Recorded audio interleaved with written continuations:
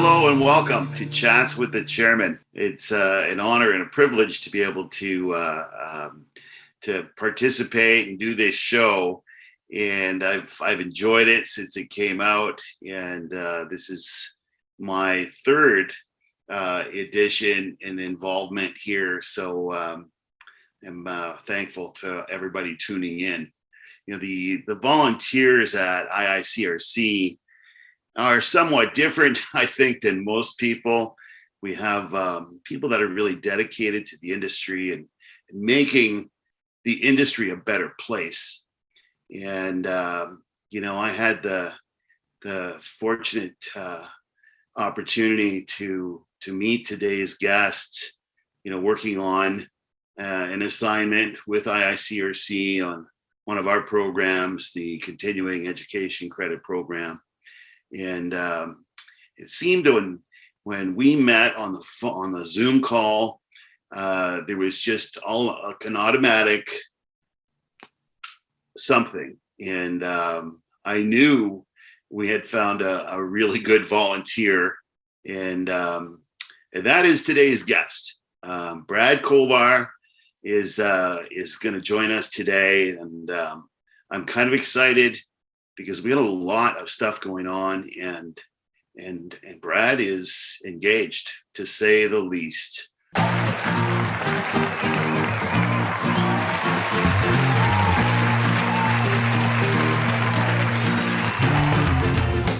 Wow. Carey, it's my pleasure to be here with you, buddy. Thank you very, very, very much. Do you recognize this movie soundtrack? I recognize it, but I can't place it, Brad. I can't place it. Can you hear this?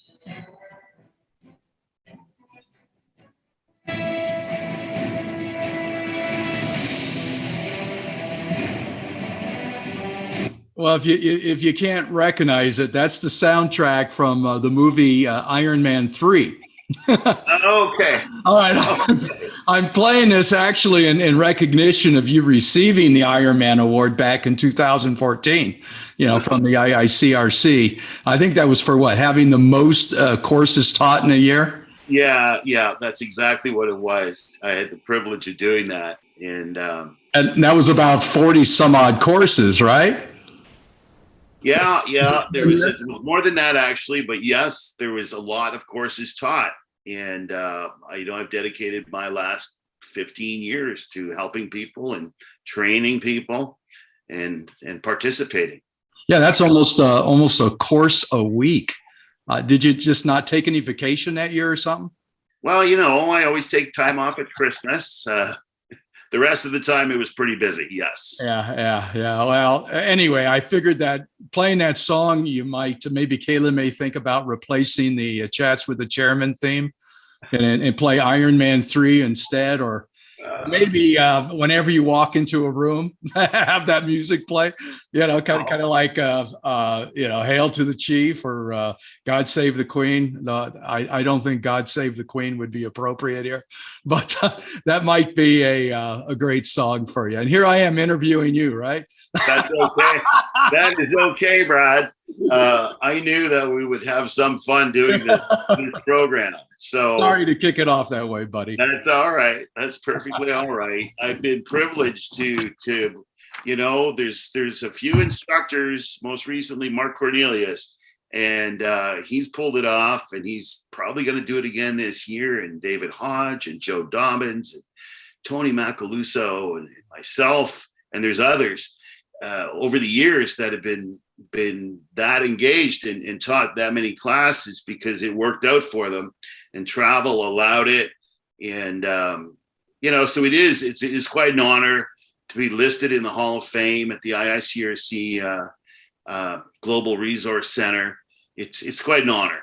And I know the other guys feel the same. Wow, I think it's much more than an honor. I think that it's an incredible commitment that you and others have given to the IICRC. That's a big chunk of your life. A big chunk of your life.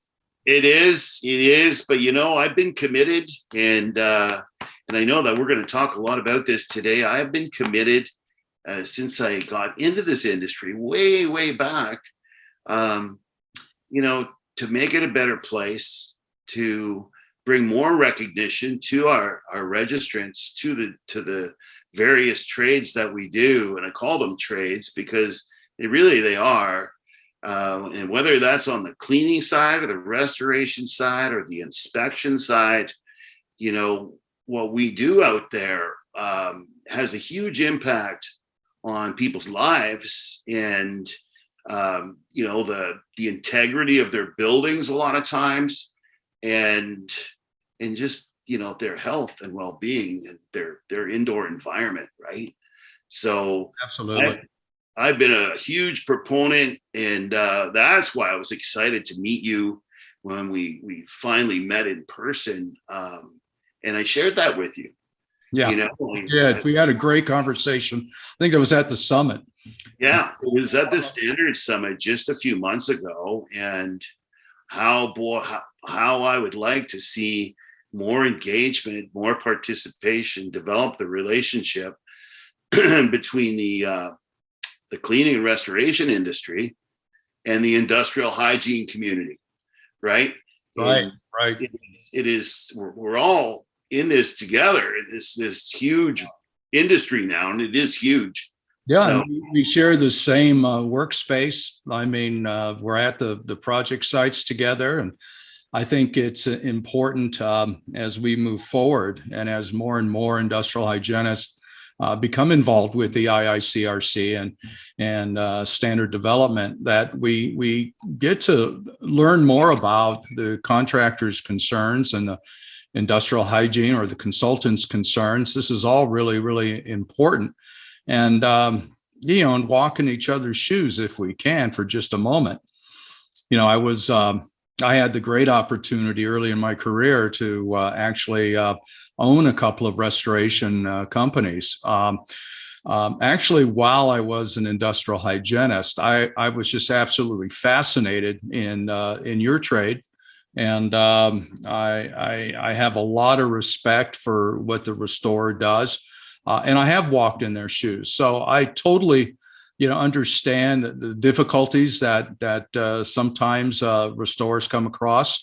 But also being an industrial hygienist, I truly understand some of the concerns of the consulting world and some of the things that we need to face daily. We do need to work, I think, a little bit better together. I think that we're attempting to do that right now as more and more consultants, become familiar with the restoration industry and want to work with restorers in developing standards. I think in the long run, having the input from both great industries really makes the standard much better and more defensible in the end. So I think it's a good thing. I think it's a great.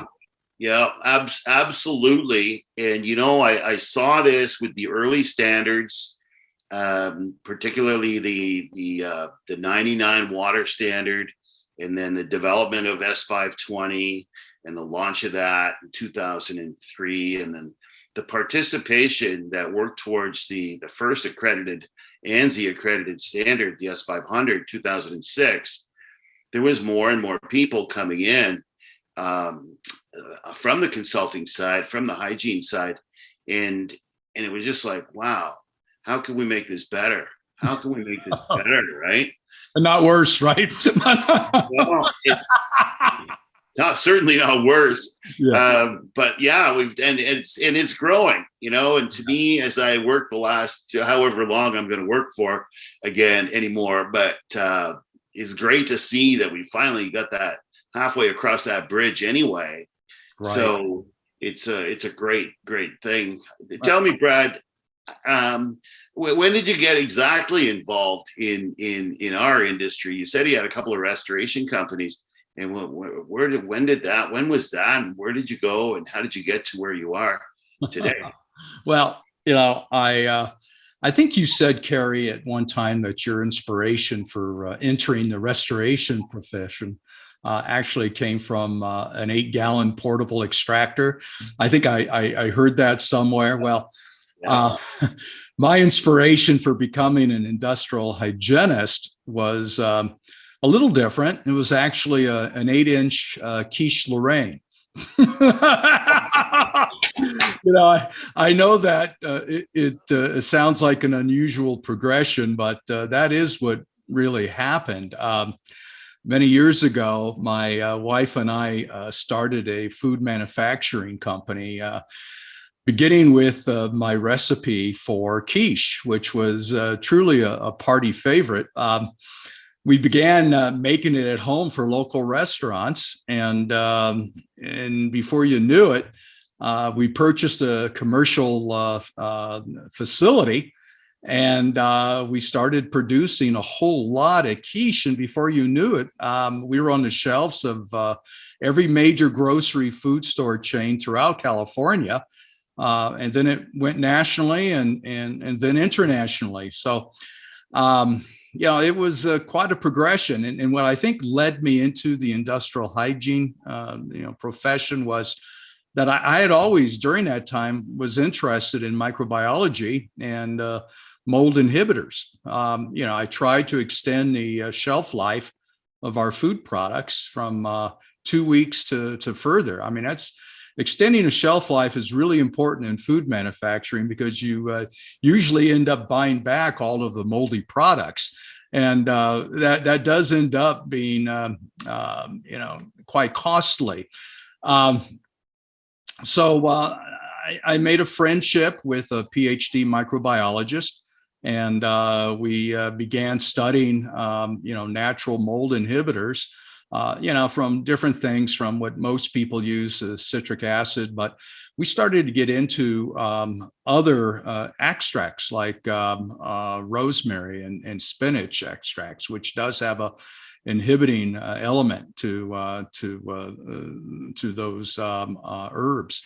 And we found that we can do that with that because our quiche was a savory product. So rosemary and spinach were almost natural ingredients in it. So we just increased the concentration level with the extract. And lo and behold, we extended the inhibiting process.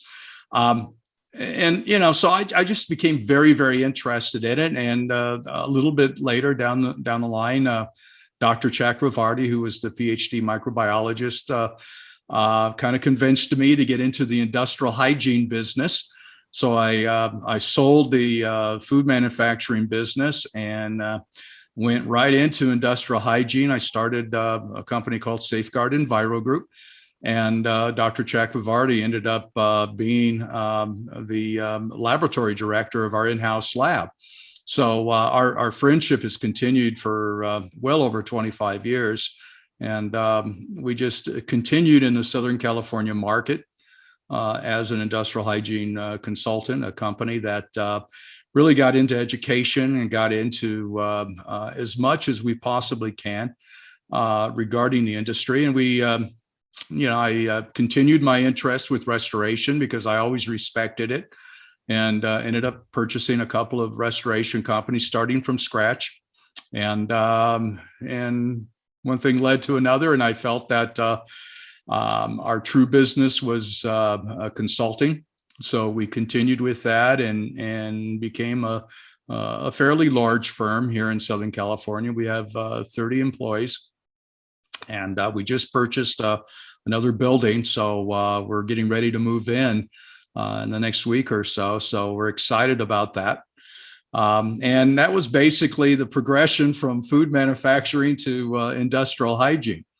Well, that's quite a story. Well, I can't.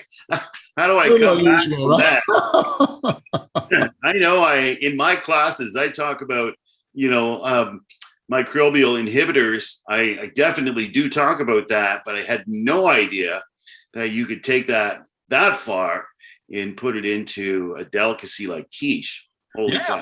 You can. In fact, spinach was a natural component in our quiche for at least the majority of the specialty quiche we made about 11 different flavors, and most of them had spinach or rosemary in it. So all we did was just increase the concentration. It actually increased the flavor too. So it worked both ways. Yeah, yeah, unbelievable, Brad. I did not know that, and that is I'm going to remember that story. A lot of people don't. I don't share it that often. That's I always grew to be an industrial hygienist since I was born. I took it in school. That's all I wanted to do. That's great. That's a wonderful story. Quite a background there. It sounds like, man. Now you do participate with IICRC Standards, and 15, 18 years ago, it was 20 years ago, we just decided at IICRC to start looking at ANSI accreditation, and I was a part of that at that time to give them even more credibility and give our registrants and people more credibility. And now you're volunteering on some of these standards, consensus bodies, and whatnot. Which ones do you participate in? And just as importantly, from your perspective and your position, at Safeguard, what does that mean to you, having and developing these kinds of standards? Well, I think that both personally and business-wise, it makes a lot of sense. I'll speak to that in just a moment, but the three standards that I'm involved in right now are the 520, which is the mold standard, but involved with the newest rewrite, which actually began almost, I think, 5 years ago. So been involved in that for about 5 years. We're getting really close to finishing that up now. That'd be great because that'll free up Monday afternoons for me so I can do other things. The S700, which is the fire and smoke damage standard, been involved with since the beginning. I'm just a consensus body member on that. Though at one time, several years before the development of the 700, Howie Wolf, who was the standards chairman at the time, had approached me and asked me if I wanted to chair the S700 that he had just filed pins for. And I think I turned that down originally because I had so many commitments at the time, but I really wanted to be involved. I then accepted it as chair. And spent probably 6-8 months, maybe even a year, doing all the in the back room stuff, trying to get it together and trying to put together a consensus body and such. And then I think right around that time, the IICRC and the RIA were getting back together and trying to formulate a new relationship. And the 700 was kind of a focal point, and naturally so, the RIA really wanted to get RIA members involved and do a few things with that. So I think we both agreed that I'll step down as chair and just become a member of the consensus body. So that's what happened, and we're now on the 700. We're real close to public review, probably by the end of the year. That's exciting. That's really exciting. About 2 years ago, I was given the opportunity. I think Lee Center had put pins together for ANSI for the S760, which is our wildfire standard, which has always been, a great personal enjoyment of mine for the last 25 years. Spent a long time and a heavy focus on wildfire. So I was given that opportunity to chair the S760. So I really spent a long time in working behind the scenes and getting a good consensus body together, which back to your point, Carey, it's got a kind of a heavy hand with hygienists and consulting, as well as the restoration side and laboratory side. We've got a great mixture on that consensus body. It's been about 2 years developing, and like the 700, we're real close to public review, probably by the end of the year as well. And we'll have two fabulous, for the first time, fire and smoke damage and wildfire standards coming out of the IICRC. So this is going to be great for, I think, the users and the public at large. So that's the three standards I work on. Right. That's exciting. And, you know, I'm pretty familiar with the S520, the mold standard. I'm hoping I can delve into the S700 because that's really important to me. The S760 is something. It's a little different now, isn't it? Because we're dealing with wildfires. Yeah, there are uncontrollable, right, devastating fires that damage, our environment by burning it, but also it's kind of a hot topic right now, isn't it, Carey? Air quality and how does that smoke impact buildings? And what do you see coming out of that, Brad? How do you think that's going to benefit the industry at large, the general public, obviously? What are your thoughts on that? Well, for sure, Carey. We've seen in the last number of years, for different reasons, wildfire has, as I said, is a pretty hot topic. We're in the middle of, we're just finishing off a major wildfire right now.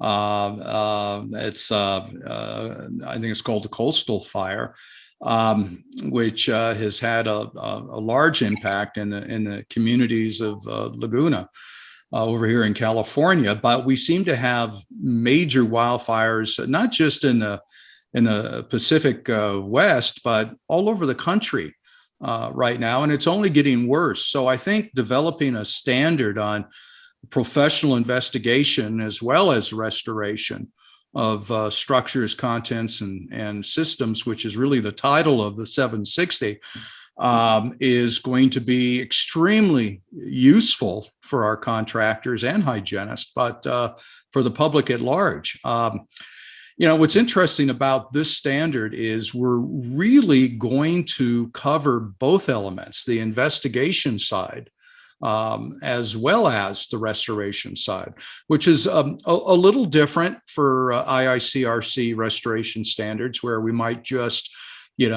provide, coverage on just the restoration side. But we felt that with the consensus body that we were able to get, some of the brilliant minds from all three industries, from restoration to industrial hygiene, including consultants and laboratory directors. We felt that if anyone is going to produce a standard on both the investigative side as well as the restoration side, it would be this body. It would be the consensus body that we've been so lucky to put together. So we're well on our way. It's 18 sections. It's a pretty big standard. Right. And it's we're probably down to the last couple of sections now to actually review. Everything has been written and drafted. And so it's taken a little time because we only meet twice a month. It's not like most of the other standards meeting once a week. We meet only twice a month. So there's only like 24 times a year that this consensus body actually gets together, and there's so much work to do. So, it's taken a little longer than I thought, but not quite as long as some standards have taken. So we're getting there. And I don't know if you're going to bring it up, but one of the highlights of the 760 right now is that the committee or the consensus body thought that we had a desire to basically answer a question which has gone unanswered for quite a number of years in the industry, and it's really affected the insurance industry in wildfire, as well as restoration and the consulting business. And that is at what visual observation combined with, if a hygienist is involved, analytical benchmark, your threshold, concentration level, that what would actually likely indicate damage to the surface, in which would trigger a restoration or a cleaning. It's gotten to the point in this industry, it's such a wild west in wildfire, where hygienists cannot agree on a impact level, a concentration level. The insurance carrier is stuck because it really depends on what hygienist they send out will determine whether the restorer is going to clean or not. And we're talking about the same structure. Why should that depend on the hygienist? It could be different depending on who you send out. And the same holds true for the post on back end, the post remediation verification. I mean, why judge a restorer on his cleaning based on whoever the hygienist is out? Nothing is standardized. There's no standardized benchmarks.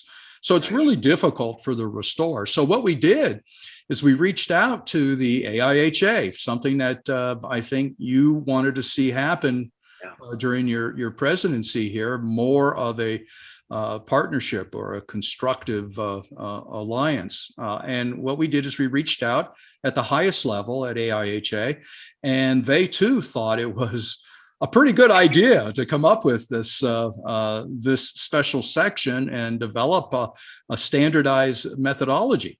So they agreed to partner with us on this new section in the 760. So Dan Baxter is the chair of this section, and Enrique Medina is the vice chair. And we actually have more people on the subcommittee than we have on the standard consensus body. There's about 18 people, and they're all high level. You've got Rusty from Belfour on there. You've got Sam Bergman, representing the first on site. We have Cliff Slotnick. We've got quite a few heavy hitting restorers. We needed that. And we also have the top in the industrial hygiene community and several of the largest laboratory directors. I mean, we've got quite a group of people that were interested in this subcommittee. So we're expecting some really big things to come out of it. We're writing it for the wildfire standard, but it's going to have applications for other things. I know in mold, we're looking for that magic number and benchmark. So maybe something like this might also work for that industry as well. We don't know. We had our first meeting. It was pretty rambunctious. It was interesting getting a group of all these top level people together. Dan did a great job. And we'll have our second meeting in another week or so. So down the line, we're going to have one exceptional section and one exceptional standard when we're done.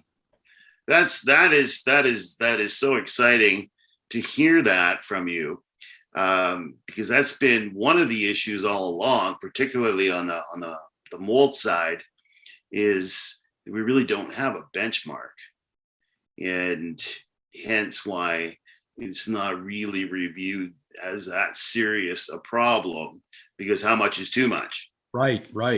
And we've struggled with that for decades now as an industry, or longer.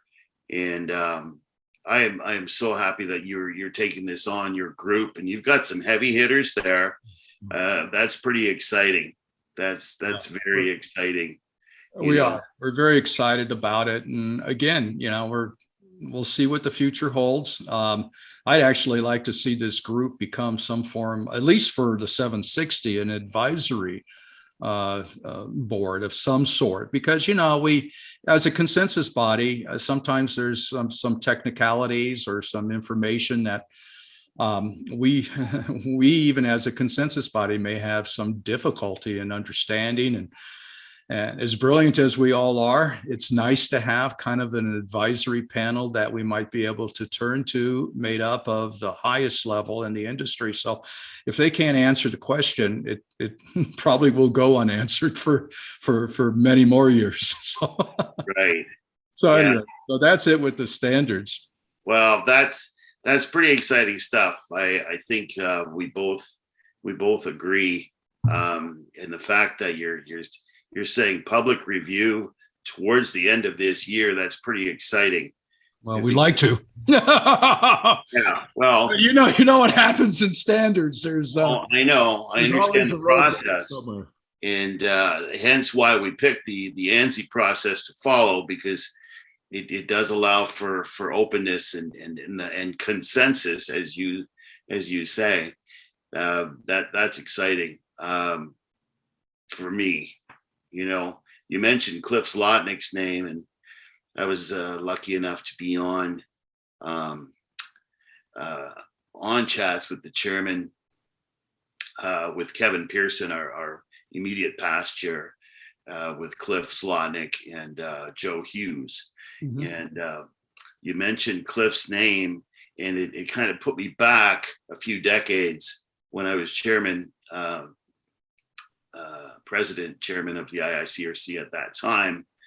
And I always had a high level of respect for Cliff, because he was just a proven industry veteran, if you will, and successful and knowledgeable. And I used to ask him and give him a call and talk about this, that, or the other thing. And who did you have? Did you have an individual, Brad, that you felt that way about, that you were confident in speaking to? Was there somebody for you along the way that made you realize, I have to learn from this person, I should listen to this person? Well, it's funny you should mention that, Carey. While I had mentors in the industrial hygiene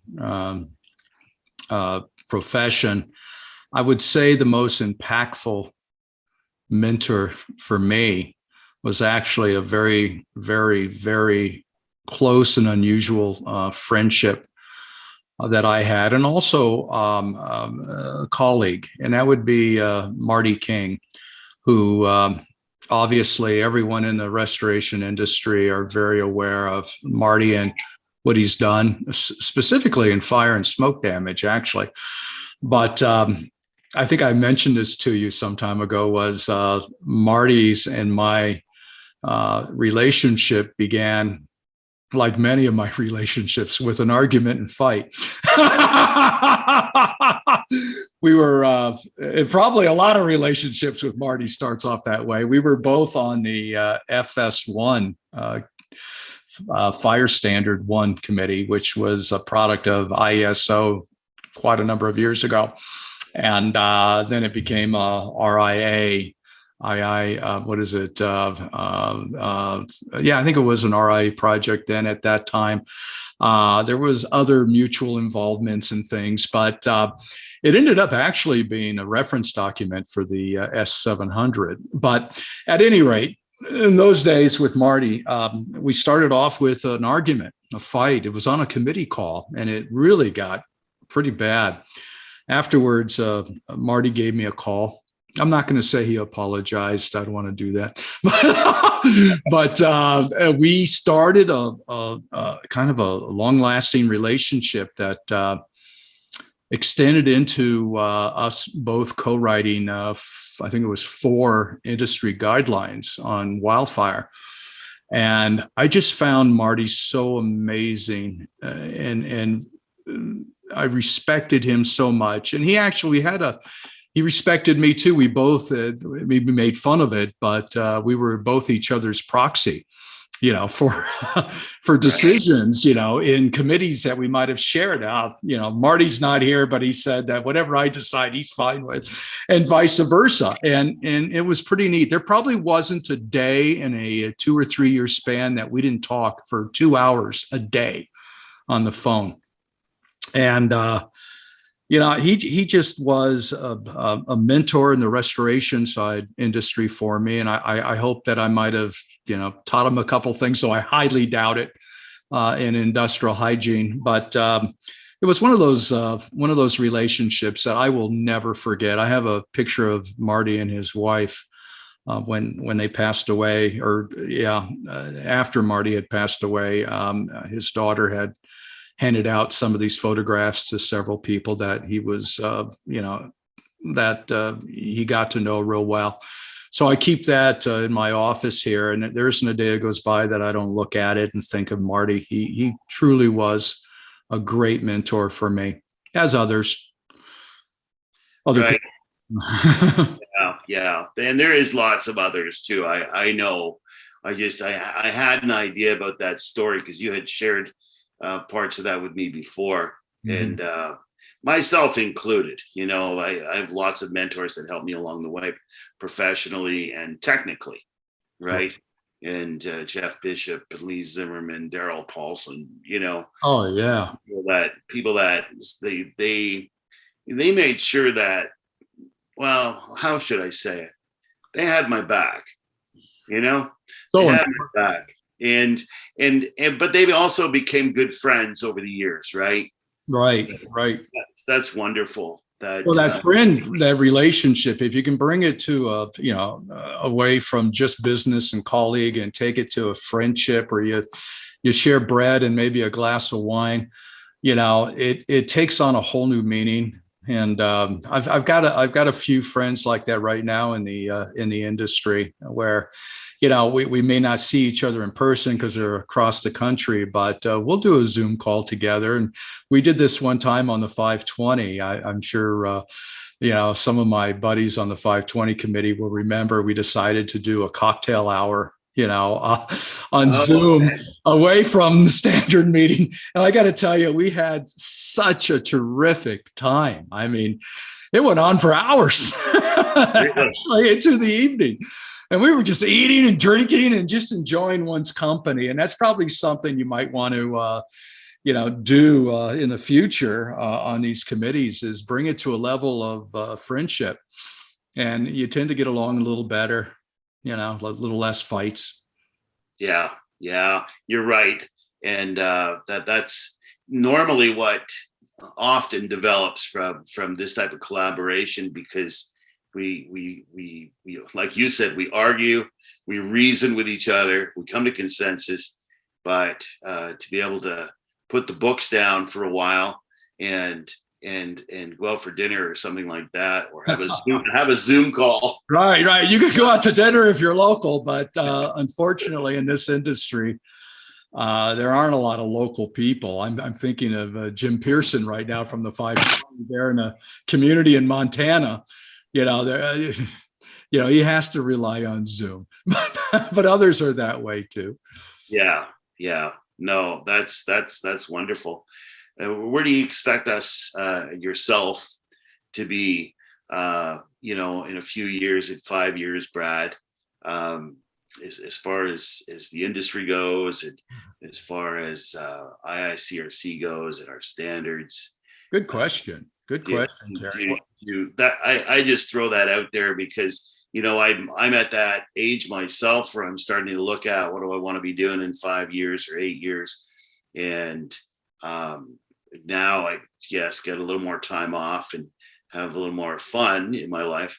Yeah. Well, what are your thoughts? What are your thoughts for yourself?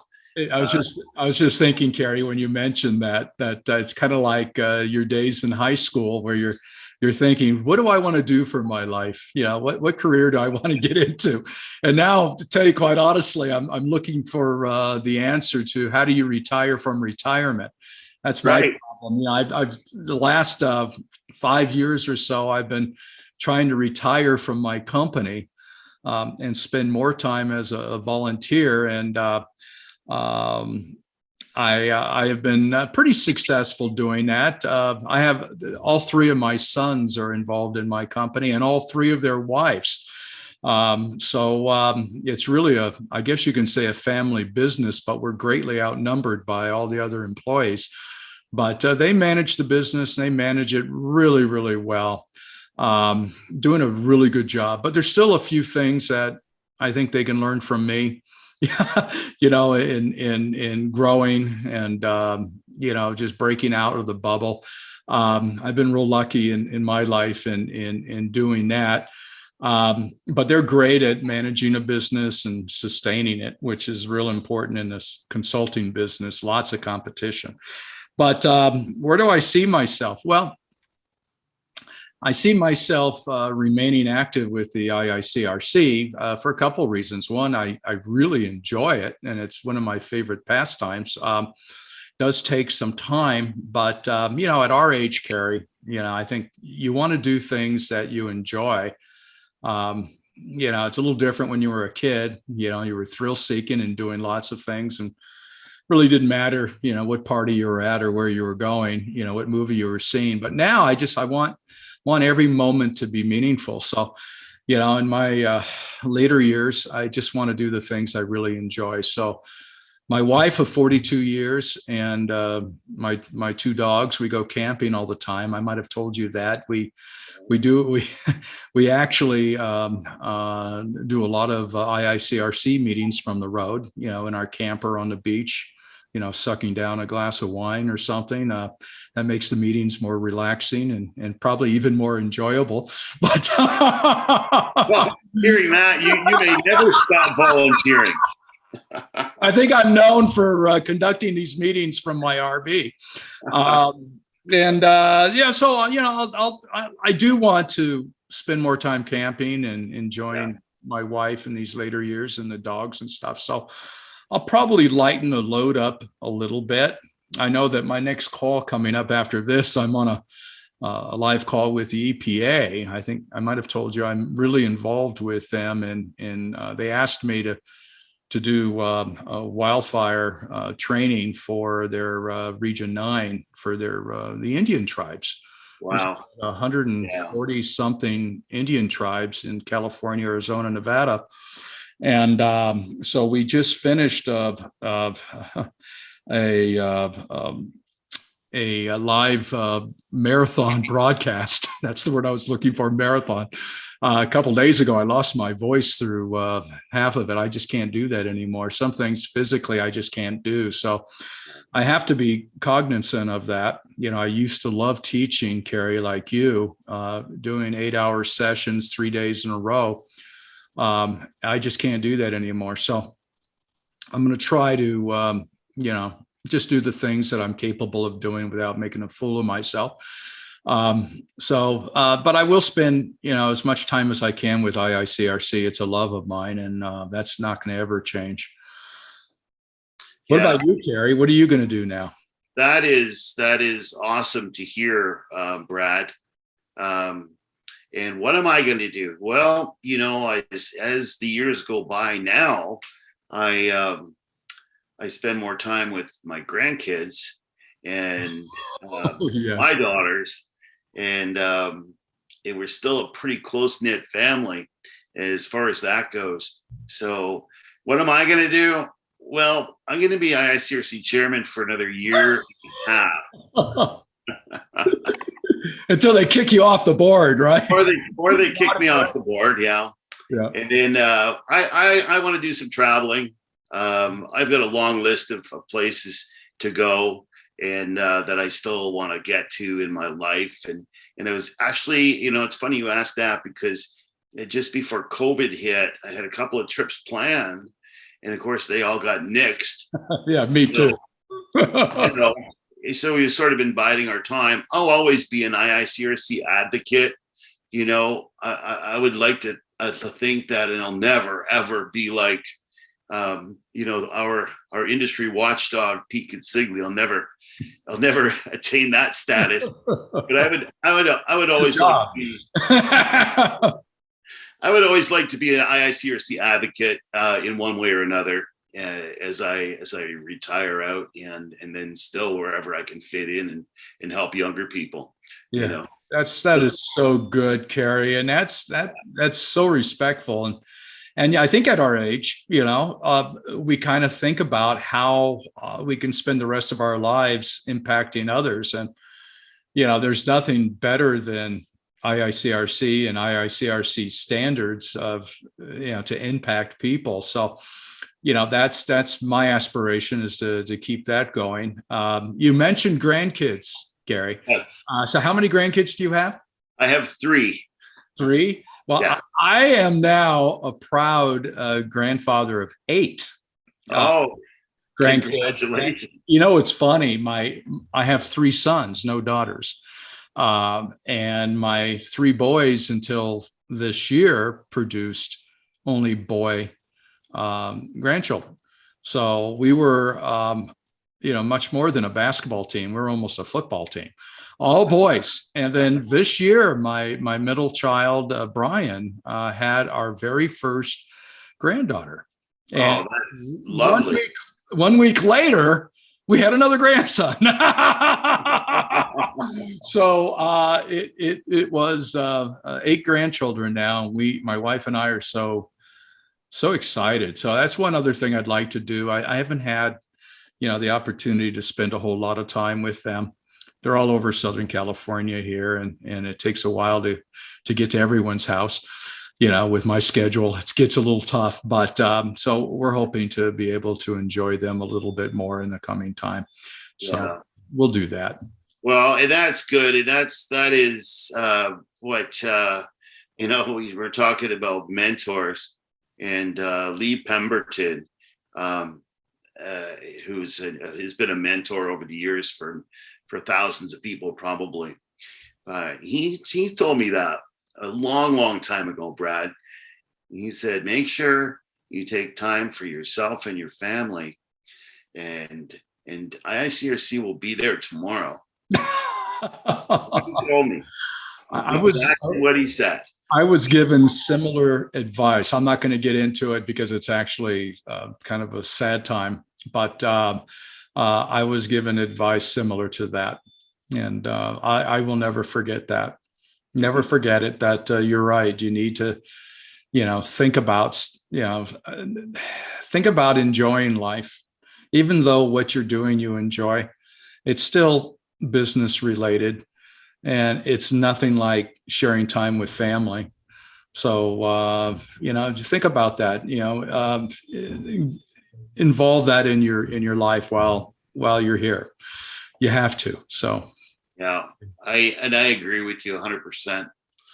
All right. Well, Brad, we're not done yet, but I really want to give you a heartfelt thank you for coming on my show and opening up to the industry the way you have. You are a stellar volunteer, and there's many of them. We have many stellar volunteers within the IICRC, and that's what I wanted to thank you very much for your contributions. And thank you for having me on. But to your point, I'm only one of many. There's a lot of unhonored people that need to be honored, equally, if not more. And but thank you for this special opportunity to speak with you, Carey. I respect you, 100 times over. I love when we can being together. We have such honest conversations. But you too are one of my mentors. So I had to tell you that, Carey. Thank you. Thank you for that. Everybody's out there crying now, right? Get the boxes of Kleenex out for everybody. IICRC branded Kleenex. I really appreciate those kind words, Brad. I do. Thank you very much for that.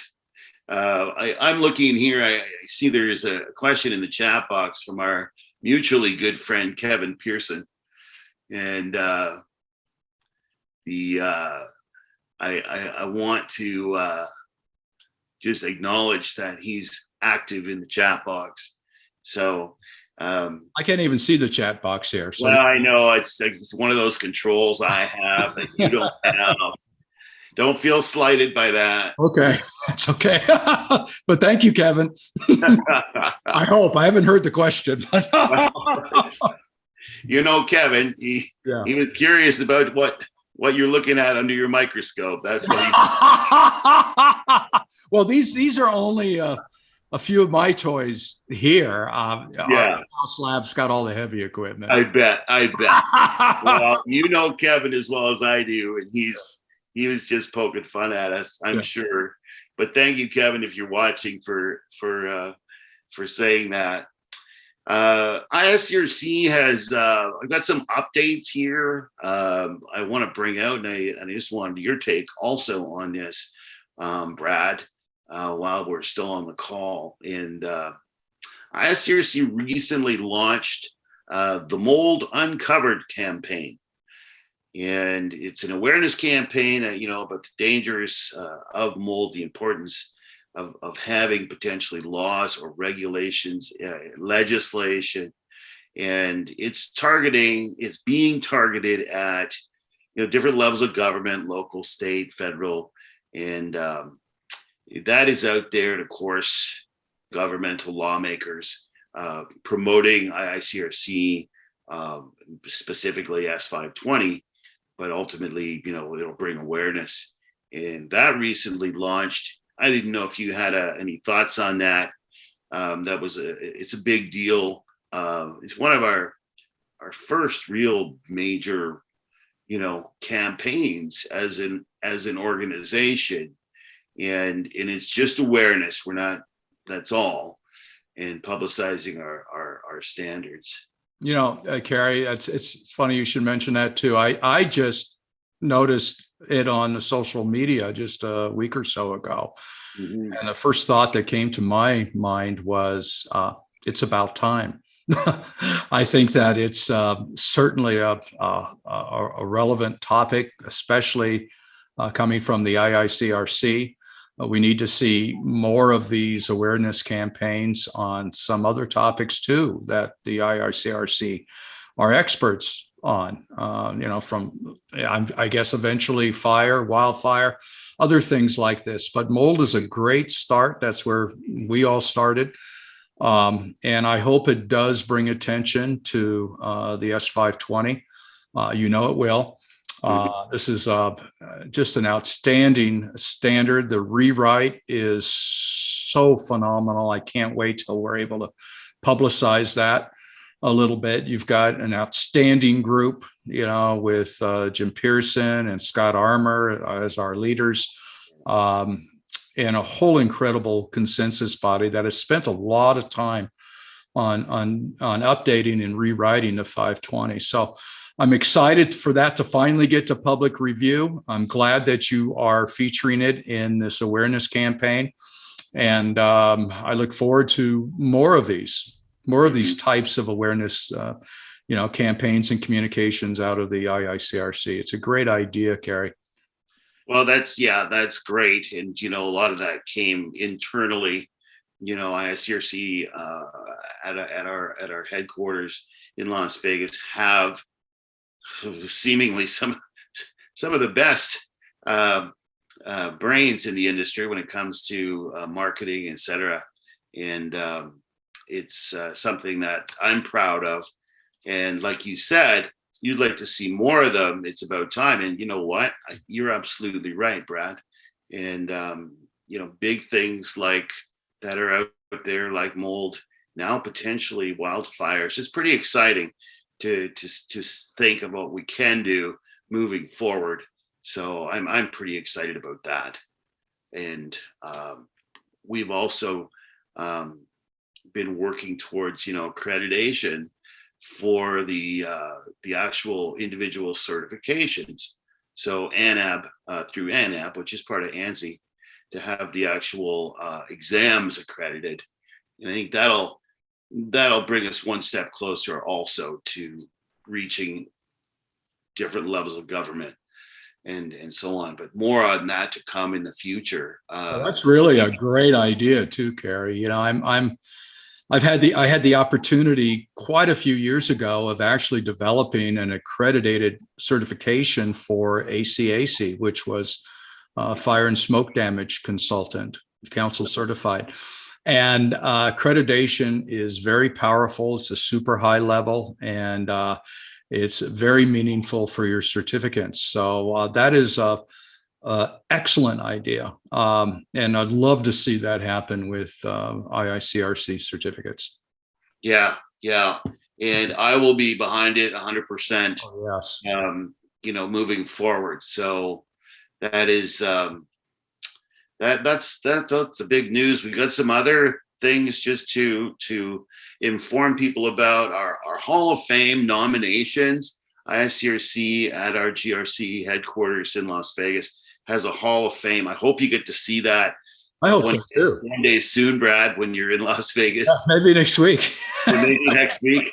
I hope you get to see it because they put together and it's growing. It's just really started, and we could thank our mutually good friend Kevin Pearson for finally pushing that through. And he created it.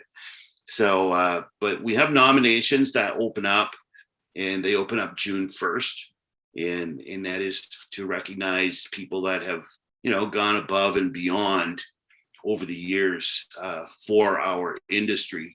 And those nominations open up next week. And then we have an award, which is called the People's Choice Award.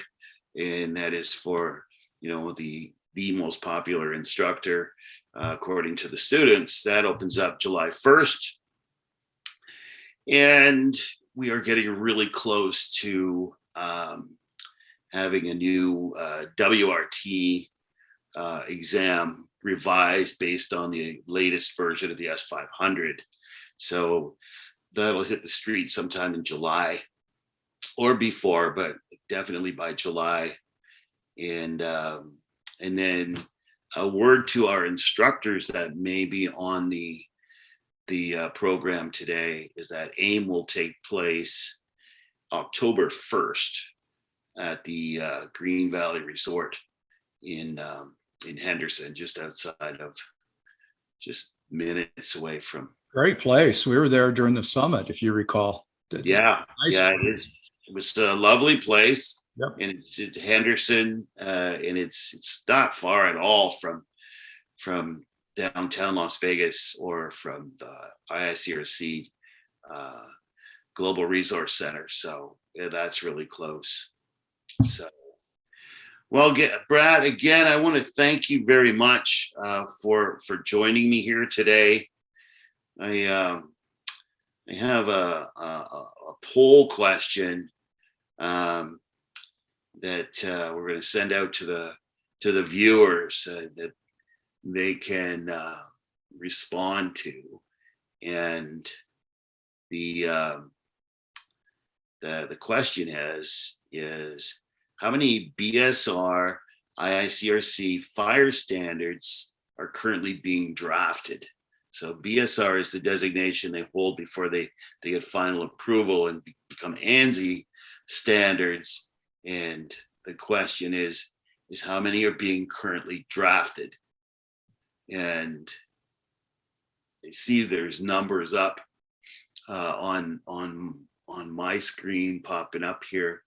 That's a trick question. It kind of is. I know, but it was one of those things that while we had you on, we wanted to ask this just for the heck of it. And I'm waiting for Kayla to give me the go ahead. You can go for it. Everybody's answered. Oh, okay. Very, very good. So what happened? The answers that were available were 2, 4, or 3, and technically 4 is the correct answer. 60% of our viewers said it was 3, and 20% guessed 4, and 20% guessed 2. So those results are in, and yeah, those are all the answers. 60% thought there was 3. Well, there is 4, right? So There's 4, but I think the question read, are currently being drafted. I know. That's why I thought 2. I know, Brad. And we had this discussion earlier. It's like, well, okay. So I appreciate everybody who commented on that, and to see the results and so on. So, okay, that's going to conclude our program. I again thank you. I really look forward to seeing you at the next opportunity, Brad. Me too. And meeting with you and chatting again and getting caught up. And again, thank you very much for all of your contributions to the industry.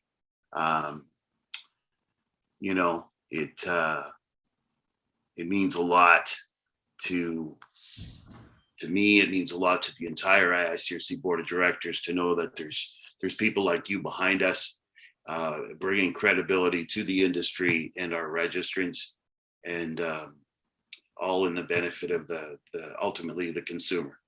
So thank you, Carey. Again, it's really is my pleasure to be on with you and to see you as often as I can get a chance to. Thank you guys very much. Thank you.